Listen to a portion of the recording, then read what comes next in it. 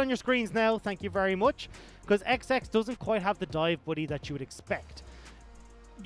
There is the option for the killer instinct for Asura to be there, but delivering yourself into a backline that has so much CC is not going to be the case. So XX is alone in his nuisance in the backline, and this can be a little bit of a struggle. It makes it a lot easier for the rest of Suning to force back LNG and then deal with the Pantheon before turning on the 4 remaining members of LNG. But XX put on a show in the early stages of game number 2. We'll see if he can do it again for game number 3. We'll have to find out. The Kai'Sa pick here for Asura. He has been one of the really strong players from the side of LNG. Obviously, the flash during the team fight in game number 2 basically won them the game as he finished off Bonfang. And you can see, exceptionally good at jumping. This guy does his gymnastics. This guy, he's been practicing. This guy's doing his home aerobics while in self-isolation. This guy knows how to get things done. He's bought some dumbbells, bought a bench, bought a yoga mat to stretch on. Maybe not, though. I don't know. I've not actually met the guy. Don't know him personally. I could have just made all of that I thought you were at his wedding last year, no? No, that was a different joke. Different joke. Okay. Yeah. Different Asura, yeah. Well, SOFM going to be starting over towards the bottom side. Leashless. No. Well, I was going to say no information, but actually, Flandre is going to ward up towards the top side, so they will know SOFM started where he started. XX on the other side will be informationless for the side of Suning. Strange sentence, but I'm going to run with it. It does work out, and he's not entirely informationless as XX, because there is a ward on the blue side top lane, so they will know that Sejuani has started bot lane and more than likely going to be pathing towards top. Well, that kind of proves my point that my sentence was terrible, because I meant that informationless is in he hadn't given any information. Okay. Because there was no wards in his jungle. It just wasn't a very good sentence. Anyway, Unsealed Spellbook, by the way. But either way, yes, Unsealed Spellbook. We get to that in a second. Either way, both junglers know you actually got a leash from Asura and Duan, so both junglers are very aware of where each other are. And yes, Unsealed Spellbook is the El Clasico for the Twisted Fate in the mid lane. Because you want to try and go for the cleanse here, it makes sense that you can get all these other, TPs, you can go take exhaust when you need it. It's an all-round good rune choice for the Twisted Fate, who can't really use a huge amount of the other spells. Like even Phase Rush is a little bit clunky because you go in with the stun and then you've got your card and maybe one more your Q, even one more auto, and then you're running away. It's not exactly like something you can use very often. So the utility that this mid lane rune offers is far better. Bew just missed the cannon in the top lane. I don't want to say we found a better top laner, but that's 60 gold down the drain, Doug. That's all I'm saying. I am struggling so hard with Bew's name because Bui is the Irish for yellow. And my brain, every time I read it, is trying to say Bui, so I just read him as yellow every time. And I'm struggling so much to get this name right. And I apologize deeply to Suning because of it. A bit of a scrap in the bottom lane. Yeah, I have to say I'm the same because of my knowledge of many languages also. Sometimes I think that X is pronounced X. Oh, really? Because that's how it is in English. That's one of my other languages, you see. What's the other language that you're comparing it to? There's English, American, true. Canadian. Although they also speak French, so that one doesn't really work. Here we go. Bew's in trouble. Yellow could be going down. And if he goes down, he's going to become that submarine. Flashes away, though. The yellow summoner spell comes in strong. I love how LNG have done this in both games now. Using the advantages. Well, actually, it wasn't LNG. It was Angel who used in the last game. But because you got the push advantage on Zoe on these early levels, you can sneak her out of lane pretty quickly. They'd get the flash in the out. Oh, boy. Bew. Might be in a bit of trouble, but he's okay. Flandre and XX are going to back away, not wanting to dive too heavily. But the point still stands. Maple can get out of lane, help out in different situations, and that's one of the cases where it's come up trumps for LNG. If you're ever struggling with Bew's name, yeah, you just got to think it's the opposite of Bumi. And then it's easy to remember. I don't know how I didn't think of that before. You're welcome. You're welcome. Mnemonics, my friends. Just write a song about it. Well, back to League of Legends. We do have SOFM going to get vision around the Dragon. Not confident enough to just start that one off for himself, though. It's going to be a Mountain Drake to start us off here. And the Herald won't be on the map for a little while just yet. Still a ways off of that. Now, as we come into this, let's look at the way we start to see these team fights playing out. Although, as I'd say that, I may not get the opportunities. XX wants to go for BU. He's going to be able to get the stun. I don't think there's any way out for the Aatrox here. BU going to be in trouble. But then again, maybe not. Just walks away. I was expecting way more damage. I don't know how he just waltzed out of that one, honestly. I don't think he was low enough for when XX used his spear. Meant that he didn't get the crit damage, which would have been able to finish him off. But either way, BU, I was going to say potentially forced back, but looks like that's actually not going to be the case. He's going to stick around and try to just heal up against Flandre's damage. Bonfang might be able to grab himself another plate here. Dwan steps up, though. We'll be able to threaten the hook. I like the positioning from Sword Art to block that one. Here we go, level 6 hit, and that means it's time for a gank up towards the top side. But it doesn't really work against Mordekaiser because he brings you into the death realm, and BU's going to go down anyway. At least they'll be able to trade. The shield comes through, but it won't be enough for Flandre. Oh, will it? Nearly gets a kill of his own onto SOFM. But it is going to be a 1-for-1 in the end. Yeah, BU should have backed away there. SOFM and Angel had enough in the tank to actually escape. If you run underneath the tower, I think you were able to escape there as the Aatrox because you either kill Flandre fast enough or you can just see him underneath the turret and you're fine. Oh, bottom lane here though. Oh, we got a little bit of cheese on our hands. But it's just not going to be good enough. Gouda? Is that what you were trying to? That's what I said. Good enough. Anyway, looking back at this game, Suning, Huanfeng and Sword Art are punishing very heavily Asura and Dwan in this bottom lane. They tried to go for the cheese because they were a bit worried about XX responding to the play on the top side, and hovering around that bush meant that there wasn't the information for LNG if they could try and go onto the bottom lane. Suning, though, were doing a good job of pushing in. This is the problem with Kai'Sa's short range AD carry against Leona.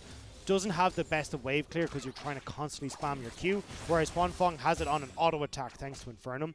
So they're able to push in and consistently get these turrets knocked down. Now, with this 8-minute mark coming up, the push that Suning just sent into the bottom lane has to be collected by Asura. So Huanfeng and Sword Art have started to rotate up towards the Rift Herald, and this will be a man advantage for Suning, so LNG can't look to contest this Rift Herald. I love how on one of the tankiest champs in the game, or on one of the squishiest champs in the game, sorry, Angel is somehow really tanky with the catalyst, with the magic resistance. Not going to take much damage. Stun after stun, get the chain onto Flandre. Does not have his ultimate. And with a 4-man roam, Suning shut down the Mordekaiser. LNG tried to have the stronger early game with the Pantheon, but that's not the case. Suning are punishing XX before he's got that ultimate available. Can't join in, and Angel, this twisted fate has worked out perfectly so far for Suning. Very nicely done. Another one of these champions that will look towards that Rod of Ages. And, well, off the back of this top lane roam, not only does BU get some solo time onto the tower and get a bunch of gold for himself, they're also going to be able to grab this Rift Herald. Suning are really starting to put down the pedal here, looking to try and push this lead as far as it can. It's only 1,000 gold at the moment, but if they're in the lead coming into this mid-game, Huanfeng is going to be in a fantastic spot to start to set up as the main damage dealer for Suning. You've got, yes, Aatrox and Angel that can facilitate, but definitely Angel on more of a facilitating champ with this. And now, Suning, we've just said it, looking to accelerate. They're going to push in this top side. Certainly are. And BU, he's the birthday boy today. He gets all of this gold for himself, 610. And that is a great, great feeling, especially on a champion like Aatrox. So for LNG's side, they're trying to answer on the bottom lane. They're trying to do what we saw from Suning in game number 1. Slow down the pace of this game so we can get Asura to the late game. But unfortunately, they're not being given the opportunity. They haven't stopped the Rift Herald from being taken like we saw from Suning twice in game number 1. And Suning are getting the opportunity now to just bolster their resources. And again, that gold lead is steadily climbing, even though we're only 10 minutes into the game. Yeah, Suning being the proactive team once again. The question will be what is the answer from LNG? Because game number 2, they had an answer. Game number 2, this Pantheon pick for XX was the answer during the team fights. He was able to get onto the backline, shut Huanfeng down, shut Angel down. But this time, while they have an extra damage threat coming through for Bew, suddenly just diving the backline might not be enough. It's so difficult to try and just go, hey, look, we're going to dive the backline for either of these teams. There's so much CC and point and click in a lot of situations as well, that entering into enemy territory is almost like signing your own death warrant. XX will find SOFM though. No, I think SOFM found him as the Destiny comes on through as well. There is no way out on that one. SOFM does get the kill, and Flandre goes into panic mode. He knows everyone's there. He's going to flee from the top lane. And this is where I love that Angel has gone towards the Twisted Fate, because this is how I want to see Pantheon played in the LPL, and so often I don't get to see it.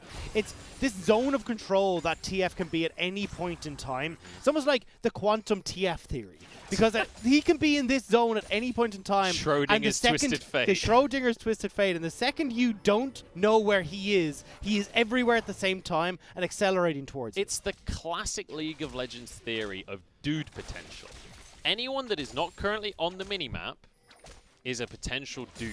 And any brush that you're about to face check has a dude potential of however many people on the enemy team are not currently visible. I thought that was the Garen potential more so than the dude potential. Well, I think Garen is the general example. But, okay.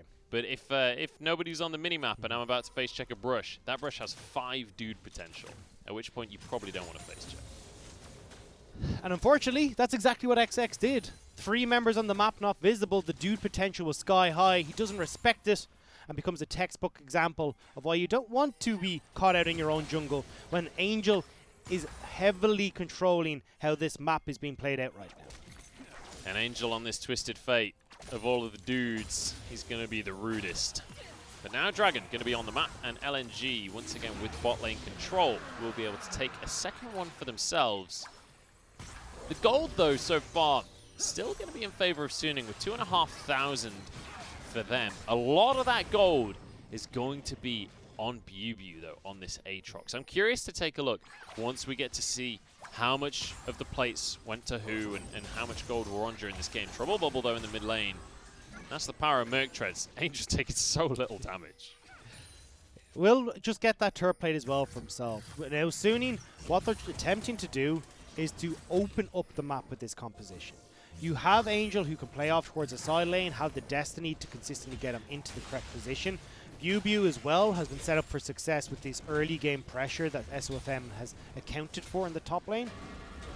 Huanfeng, SOFM and Sword Art will make up the other 3 who can push through the mid lane, which is exactly how you want. You've got 2 great engage tools. You've got all the damage you need on this Aphelios as well. And Aphelios, here you can see being supported to get all this gold into their own back pocket as well. So Suning here are just looking to hold out for a little while longer and then open up the map and avoid LNG's team fighting prowess with the likes of this Kai'Sa, where Maple can find trouble bubbles onto some exposed members in the back line, and XX will struggle to find these flanks because he's busy dealing with these side lanes pressures. Well, you mentioned that they're looking to open up the map over the next couple of minutes, and with the turret plates about to fall, you'd expect that that could be the next thing on the to-do list. The only caveat to that play is that because you've got the Pantheon jungle, he can look to match in a lot of these situations, where he can always dip into Fog of War, and that's where Suning have to have their lanes in the same place. Because if you've got these at 1 step behind or even a half step behind, that gives enough of an opportunity for XX to join these side lanes, punish the person by themselves, and you won't have Sword Art, SOFN and Huanfeng in a position to take objectives elsewhere. Could have a fight on our hands here. Maple just looking for some damage. Sword Art goes in, stuns onto Maple, but Cleanse is going to be there. Moonlight Vigil, not quite enough to finish the kill. Grand Starfall into the backline, but he's going to be alone for now. XX, Aegis Assault, keeps his health bar nice and high. Basically every ult in the game used bar Killer Instinct. Oh, and Flandre's ult. You can see why Suning don't want to take these fights straight up, though. You've got too many moving parts here for Angel to try and lock them down, and you're relying heavily on SOFM, but SOFM's trying to play front line, so XX can get in for the dive in the back. If Flandre can find these flank routes in as well, it's going to be so difficult for them to deal with. But Suning, with all those ultimates used, now know it'll be more of a front-to-back fight, which is why they're comfortable taking this objective, because LNG have to walk towards them. Should be able to grab this before the fight kicks off anyway. Angel threatening the stun onto anyone that walks on forward. SOFM grabs the Herald. Maple, huge damage onto Bubu though. Angel will have to flash away. Yeah, Cathy and Rain not quite enough to finish him off since he was full health. It was pretty close. I did get a bit worried for Angel there with how much damage Asura currently has off of one item. I thought he had a couple of death caps. It's not going to be the case. This is the case, though, that Suning are going to be happy with that trade. Yes, the flash was burned on Angel, but you've got this next Rift Herald, and getting this mid lane turret down is the big thing that's really stopping you from enacting your game plan. So getting this acceleration play using the Rift Herald to open up mid is exactly what they need. And I'm loving that we're seeing, I mean, you mentioned it before, the flexibility from Angel. In game number 1, we saw him on the Cassette, something that's been tried and true for him, something we've seen him playing a lot this season. We then saw him on the Zoe, which is a meta pick, but it's not something we know him specifically for that much. By the way, look at that plate gold. That's insane. 640 into Bubu's pocket. But then, going back to my point, Angel brings out the classic pick, and it's a totally different style to the other two. We've had Castin, late game carry, we've had Zoe, a lot of poke, a lot of mid lane control, and now we have Twisted Fate, all about the global. 3 completely different styles, and he's shown he knows all 3. And this is why it's making drafting against Suning so difficult, because you've got to respect all 3 styles. And when they leave the picks for Angel until that second rotation, even if all the meta picks are banned, it feels like it's only hindering your team, because now Angel's going to dip into this strange pool that you don't know what he's going to bring out. It's the same that teams struggle with against the likes of Doinby on FPX, but Angel is now bringing his own flair to those weird champion oceans. So you're saying that if Doinby has his dark technologies, then maybe Angel has his light technologies. We'll have to see if that continues. As we do have a fight on our hands. XX going to get onto SOFM. Not too much of a follow-up from the rest of the team, though. Bubu actually going to TP on in here. Dragon on the map, and there's a lot in favor of LNG right now as they actually back away from this fight. Trouble Bubble wasn't quite enough. Herald going to be dropped just for pressure in the mid lane while this all goes down. Look at the weapons that Huanfeng has, though. If they can get on towards this dragon, they can melt it so quickly. It's Severum and Crescendum. LNG now starting to move back in. Crescendum about to run out, so we'll be able to just drop a turret and swap over to the Infernum. Certainly good for a team fight. You can't argue with that. Drake goes the way of Suning, and Sword Art wants the fight. Goes straight in. Solar Flare onto the likes of XX, who flashes away. Flandre on the front line. Brings Huanfeng into the death realm, but Huanfeng happy for the 1v1 apparently. I don't think he should be. He's taken down by Flandre in the meantime. The rest of his team has fallen apart. Flandre drops as Bubu gets one, but it's a double kill through for Maple. And Destiny out of the fight. Angel's out of there. Bubu just going to be abandoned by his mid laner. I think he might be able to get away, or maybe not. Maple's straight on top of him. Infernal Chain's not enough. Aatrox is strong, but he ain't that strong. Huanfeng with a rare mistake from the Suning AD carry. Taking that step too far forward meant that Flandre could just turn ulti on towards the Aphelios. If any of that fight had gone a different direction and Flandre had actually ulted onto the likes of Sword Art or Bubu, this would have been a very different story. But because Huanfeng took that step forward, Flandre can go aggressive on towards the Suning AD carry. The damage from Suning is not there. And you can even see Angel struggling with XX in the pit. Huanfeng is the linchpin to this composition. And unfortunately, giving his life over to Flandre gave all the cards to LNG. Which is ironic, because they're playing against Twisted Fate. You'd think he'd have all of the cards. But, you know, the stacked deck not really working out. Even if you cheat, sometimes it still won't pay off. Because these casinos have security, let me tell you. Anyway. I do want to mention as well, you talked about Huanfeng stepping up too far forward during the fight, but it wasn't even just before the death realm. He continued to step forward. He thought he had the kill onto Flandre. Flandre's like, yo, I still got my W. Like, I'm good. Are I still got the shield. I still got the heal. Because I've got a giant mace here and it's got your name written all over it. Who would win, a flamethrower or a giant mace? I guess we now know that science has shown Flandre will win that every single time. Iron has a very high melting point, so flamethrower probably not hot enough. Well, it's hot enough to get through the stone anyway on this turret, as Angel still positioning off towards this top side. Moved down to just make sure that he was there to support in case some of these members from LNG to try to join in. But with this mid lane turret down, we can now again see Suning go back to what they wanted to do.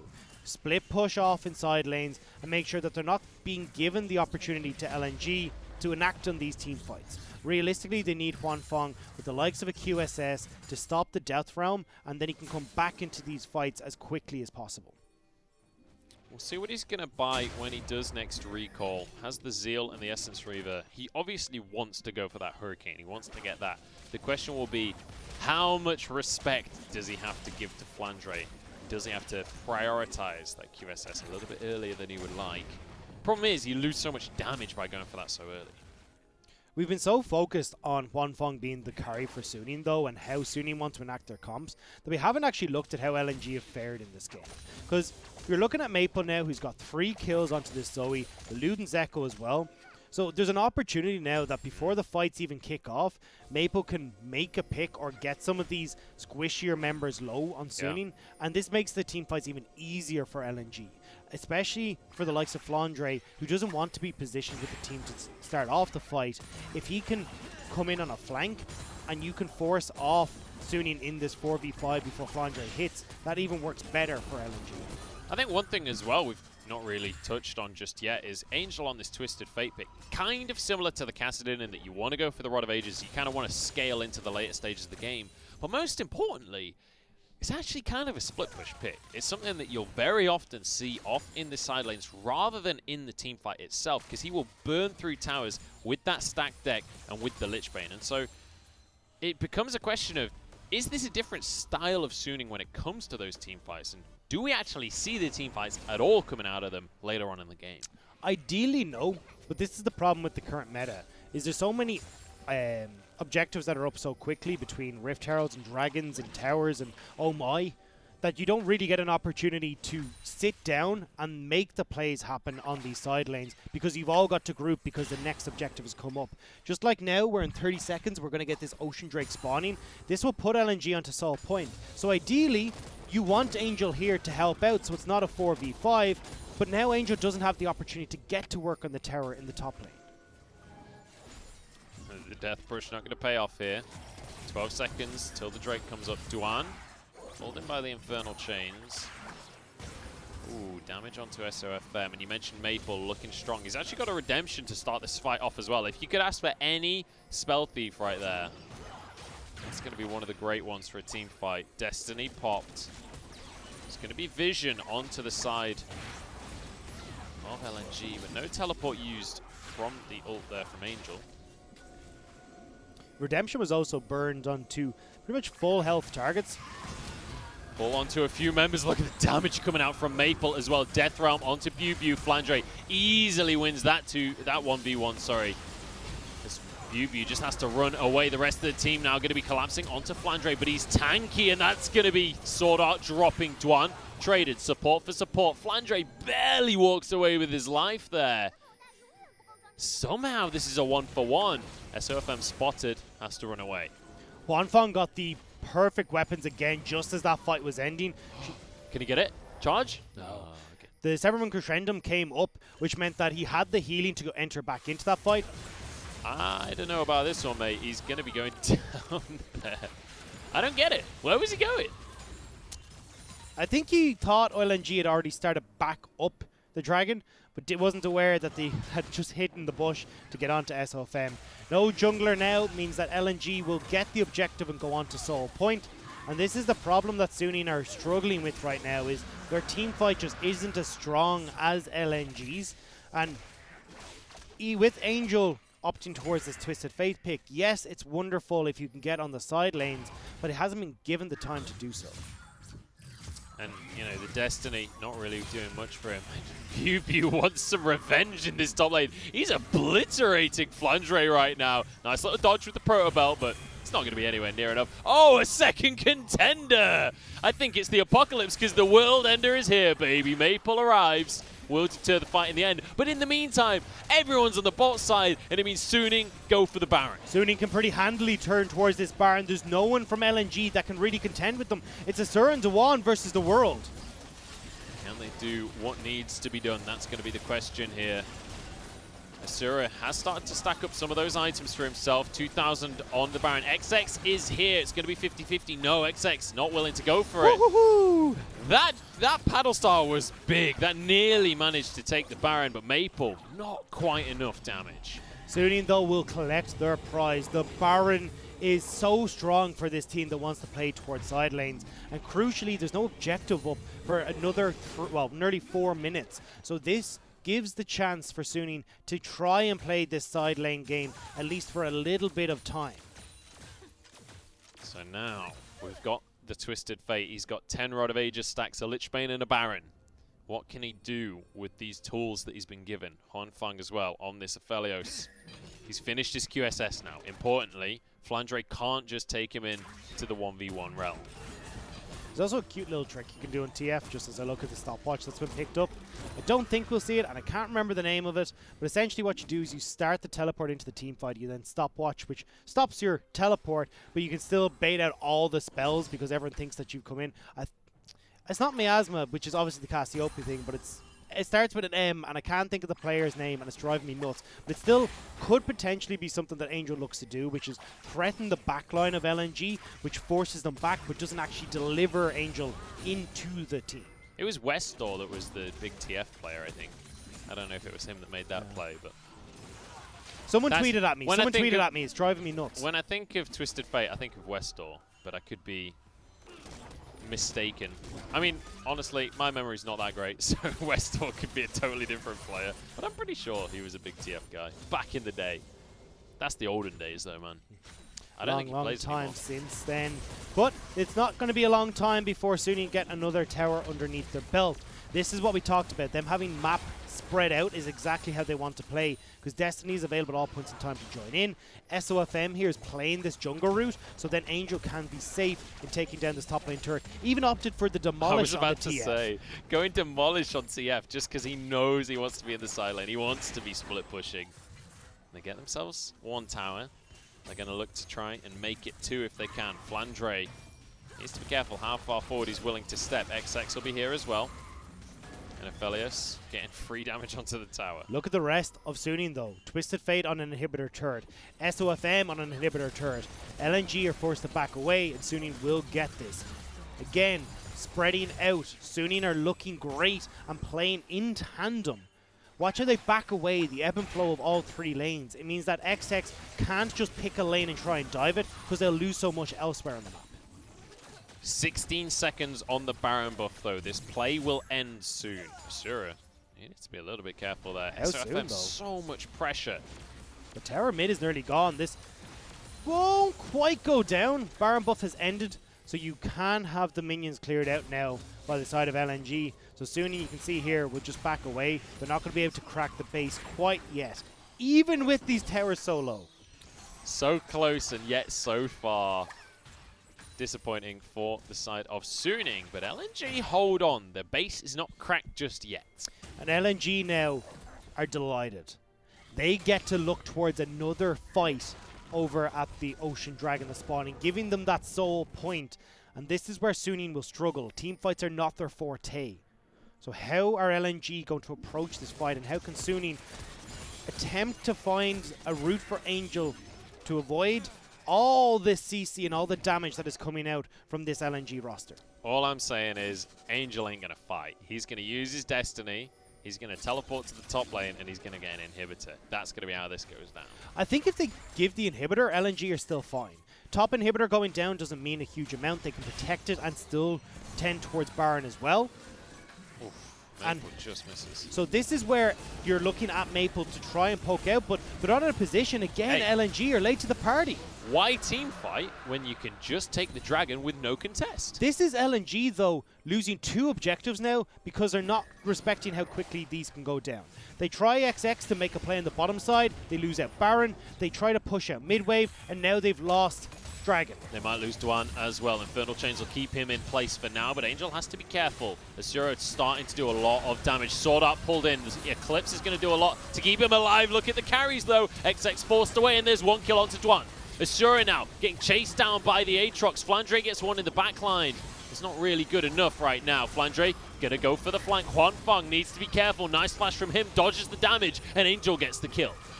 Flandre is ulting Sword Art. Nobody cares about the support. You need to get the 80 I carry. care about him. Look, he's a nice guy, but kill Huanfeng. Oh, Huanfeng. Oh, Huanfeng is not going to be dead. He's got the cleanse available, the QSS. Ooh, keeps himself alive. Maple doing his best. He's doing his utmost. He's trying so hard, trying desperately to take down Suning, the team that left him out to dry. He found a new home in LNG, and he has been putting on a show. 4-0-3 on the Zoe, trying desperately to carry this game. And right now, it is needed. But watch here. Flandre comes in here and just goes straight onto Sword Art. Sword Art is not the problem. He's already used everything. He's trying to escape from the fight. You're in range of Huanfeng. You're in range of even SOFM, who hadn't used the ultimate at that stage. So pull these bigger threats into the Death Realm and set up the rest of your team. So even now when he comes out, yeah, you get Angel, but Huanfeng has been free hitting this whole time. And Suning are able to find a team fight that really should be going in favor of LNG. You can see Angel has TP, obviously unsealed spellbook, so he can keep swapping the summoners around. Important to mention, by the way, LNG have yet to take a single tower this game. So they cannot push in aggressively. They cannot get deep vision. And just great lane control from Suning. In the meantime, though, great Baron control from LNG as they just walk into this objective. They're going to start things off. They're saying, you don't get to split push this game. In they go, though. Flandre. Oh, he steals it. It's absolutely huge. Destiny in from Angel now. They want the team fight. Forget split pushing. In they go. XX super low. And it's all about Bew in the backline. He wants to turn this fight around, and he's going to be able to do so. Double kill for him. There's one going away. In fact, it's 2 for Huanfeng. And now Maple once again. The last bastion here for LNG. But there's no escaping the World Ender. And it's the swaps who came through. SOFM from LNG to Suning, and Maple doing the reverse. That take down Maple, and now Suning can climb through the base. They certainly can. It's going to be Angel on his signature Twisted Fate. He's got style, he's got pizzazz, and he's going to take this series 2-1 over LNG. Suning with a fantastic performance and delivering LNG their third loss